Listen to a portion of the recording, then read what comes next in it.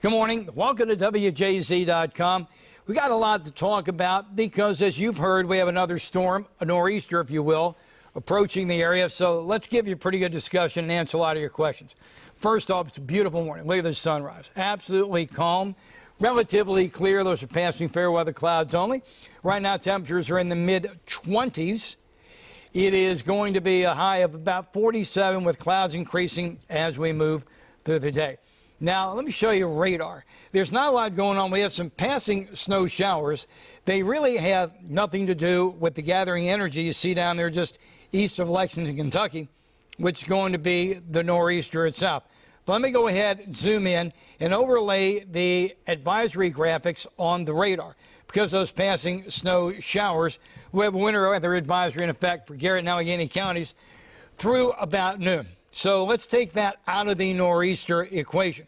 What you want to look at right now is the green lining the western shore of the Chesapeake Bay, which is going to be a coastal flood advisory for tomorrow, 24-hour period, particularly for high tide with winds coming in from the east. Water will stack up because of that forming nor'easter on the western shore. Then I want to zoom in just a little bit here and show you Baltimore County, Harvard County, Cecil County. Frankly, we're in a winter storm watch. That'll be tomorrow, ending overnight tomorrow into Thursday. Then what we want to do is widen this out. And as I do, you can really see the footprint of where the impact of the nor'easter is going to be. It's going to be up the 95 corridor.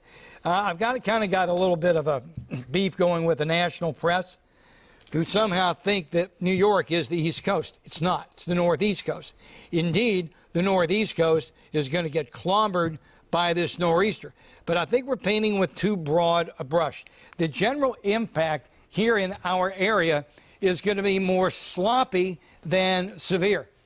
Again, this low out here is its own separate storm affecting millions of people with windswept snow and real difficulties. Let's just take that out of the equation. What I want you to do is watch the area, the confluence of the occluded front, the warm front, and the cold front. This is where the low is going to form. We'll bring in the futurecast. And what you're going to see is the low forming over land. It's pretty darn important to this discussion. It's going to become a baby over land, a teenager over us, and a full-fledged fifth-swinging adult north and east of the area. Let's go ahead and watch this happen. There's the low forming. Here's where it starts to grow, gets northeast of us, and bang! It just starts to clobber the I-95 corridor from Philly up through New York, Boston, well into Manchester. Now we know we've got this low forming and moving a beam of us. And believe it or not, high pressure is going to blend in kind of quick. So now you got to be thinking back to last Friday and Saturday. We got a low next to us and high pressure trying to come in. We're going to generate that intense wind mechanism again. No, not really. Because remember, the low itself is forming over land. It's not going to get out to the coast and do the bombogenesis thing. It's more going to skirt the coast. Keep your eye on the Delmarva. Keep your eye on the wind direction. You'll be able to see the low on the timestamp now starting to affect the Delmarva. And you see the winds inland in the teens, quickly dropping into single digits at times. And then on the Delmarva, we're just basically looking at winds max 23, 24, then getting steady into the teens and staying there.